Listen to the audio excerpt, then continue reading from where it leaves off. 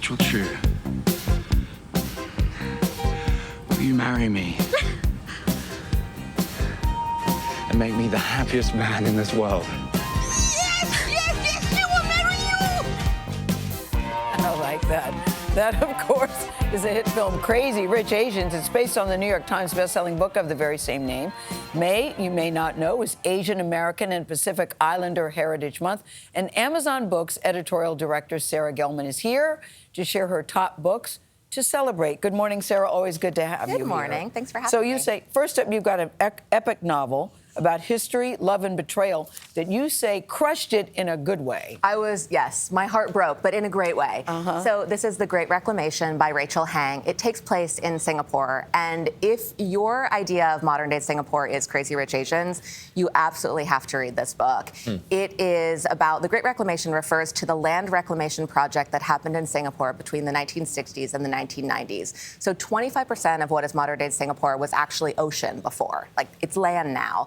And this book is a novel about a young boy from a coastal fishing village. And it's a love story, it's a coming-of-age story, it's about the loss of innocence. And the thing I love the most about this book, and I love a lot of things about it, is it manages to be about the biggest things and the smallest things all at once. Wow. I picked this for my Sarah Selects Book Club last month, and one thing I heard from readers is this wouldn't be a book they'd normally pick up, but they absolutely loved it. Isn't that the most rewarding thing when that happens? This feels like a classic in the making. I love seeing that. Wow, that's high praise. Speaking of big things and small things contained in one book, you also have a book about a small town mall that closes and all the big connection within it. Right. I mean, it is about that, but I think saying it's about a mall closing is like saying that Moby Dick is about a whale, which it's bold. That's bold. I understand that. Right. This is about What's the name of it? It's called You Are Here, Karen Lynn Greenberg.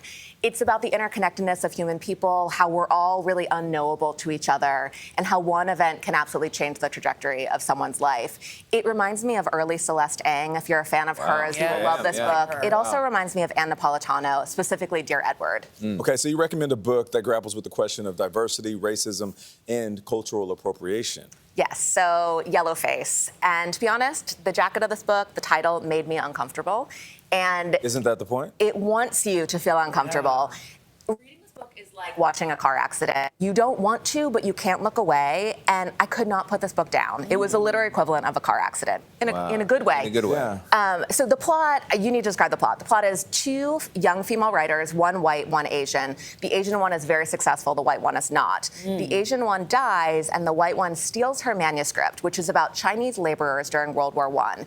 And she decides to make a couple changes and publish it as her own, only under an ethnically ambiguous author, photo, and name. And the book takes off, but there's one person out there that knows the truth, and it starts this sort of literary cat and mouse game. It is so much fun. The beauty of you, Sarah, every time you come, whatever you recommend, I'm thinking, I want to read that, I want to read that. These are all so good. I love passionate all about these it. books. Oprah was here a couple of days, and I was happy to see that you had The Coven of Water. You would pick that. Yes. You would pick that before. I had. Now, why did you like it? I thought it was a bit long, but I also thought it paid off and delivered. Yes, that's the thing about the book. Yeah, it pays off and delivers. It is a lot to ask someone to read. It's like 750 pages. Yes. And to me, it's like the way that I try to sell longer books is I say, you know, when you start a TV series and you love it, and then you look and there are 10 seasons, that is a gift. Like, you get so much time with these characters. And I ached for these characters when the book was over. I mean, everything. When Oprah was talking about breaking it down into separate sort of mini-series pieces, you so feel that because the characters are all so real. There's so many aspects of them.